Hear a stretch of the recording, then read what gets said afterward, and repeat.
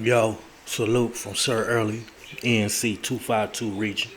Yo, we gonna step back into the little entertainment world. You get what I'm saying? Lately I've been dropping y'all current events, worldly events. But now we ready to get back into showbiz, the celebrity world. Yo, did Tupac save MaryJ Blige from K-C? As y'all know, back in the day, they were saying that K-C and I mean, yeah, K-C was dating MaryJ Blige, and as you know,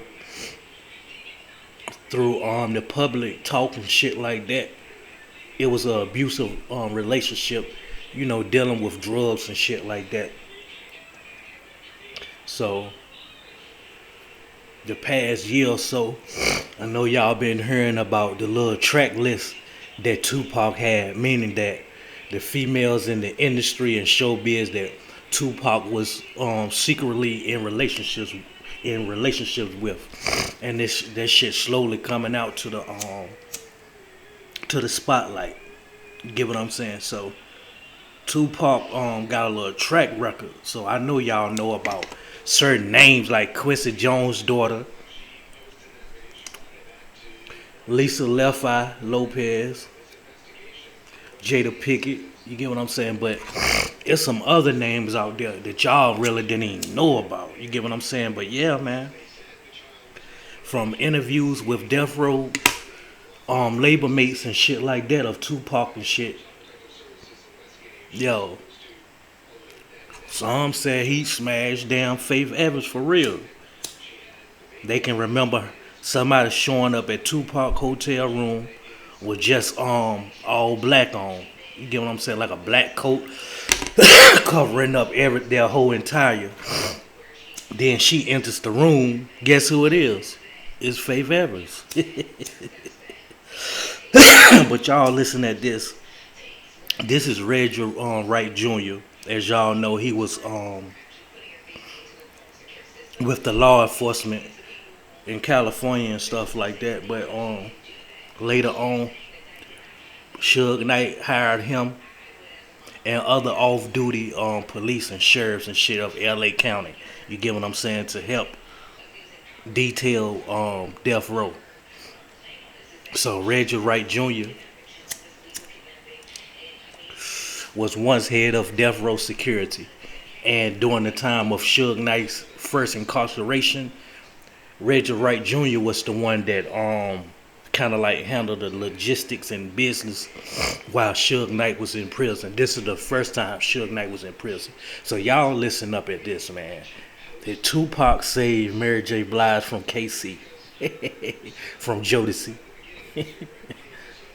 Listen up, man. Yeah, they messed around on while she was with K-C. She was coming around and Pac was he had a relationship with Mary.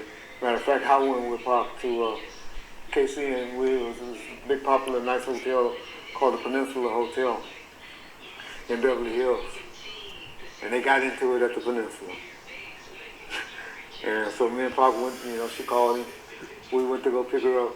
She came running down the side street out of the hotel. I think she jumped out of the window, to be honest. And she just popped up from nowhere. And, we went and picked her up and took her back to Pac. Excuse me. Because she said K-C was putting hands on her that night. But, that was their past. Mary was out there. She was wild, but Mary done grew up to be a beautiful lady. So I really hate saying stuff about her now because I love her and the power, and love her music.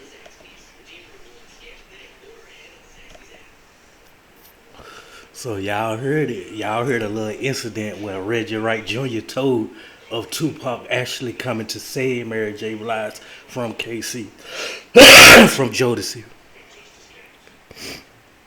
So he's saying like she came from out the middle of nowhere, like she jumped out of a goddamn window to get from K-C.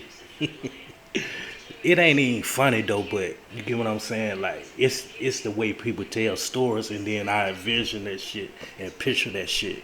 You get what I'm saying? So This is just a step away from the little seriousness that I've been posting lately, dealing with the worldly events, current events, and shit like that. So this is just something like my content varies. So you are not only going to get news and shit like that, you're going to get showbiz, celebrity, and stuff like that. But it ain't gonna be on no gang shit for us. Like that shit played out. Too many people doing that shit. Oh, he a blood. Oh, he a crip. Oh, he ain't real. Or he snitched on this person. Oh, he shot this person. Oh, he a rat. Man, I'm 40 years of age. No, none of that shit makes me sleep, eat, or do anything. So why would you keep posting shit about that shit? Dude, don't nobody give a fuck about that gang shit no more. It's watered down. You get what I'm saying? And that's why I stopped claiming, because people would look at me and be like, yo, anybody can join this shit. But I took my shit serious with the goddamn tats. The tats and all of that shit. You get what I'm saying? My shit is stepped seriously. So I kind of stepped away from that shit. I'm 40 years of age. I stepped away from it. And then, like, I look at that shit as like a fraternity. I'm over here in North Carolina going through a struggle. I supposed to send a distress signal to whoever, and one of the lokes or one of the homies supposed to damn answer that shit and goddamn come to my aid. You get what I'm saying? So it's none of that shit. It's like, it's cool to claim nowadays. You get what I'm saying? So that ain't what I signed up for this shit for, so that's neither here nor there. You get what I'm saying? But back to the subject at hand, the topic at hand. We all done heard stories about them MaryJ Blige throughout the years and shit like that. A drug problem, and you get what I'm saying? She just can't get her shit together. You get what I'm saying? So I just came across this because I always heard that shit about MaryJ Blige anyway. But dealing with Pac and shit like that, I kind of somewhat heard of that story before, just by other death row constituents getting interviewed and shit, and then they later on in life will be like, yeah, Tupac did mess with Faith or whatever the case may be. So I just stumbled across this and thought that I'll provide you all with this. So I'm gonna get back to my other vids and shit like that. Y'all be seeing more of me. Once again, salute to Mama of Twins for sharing my content. I really rocks with you, and I appreciate you for that.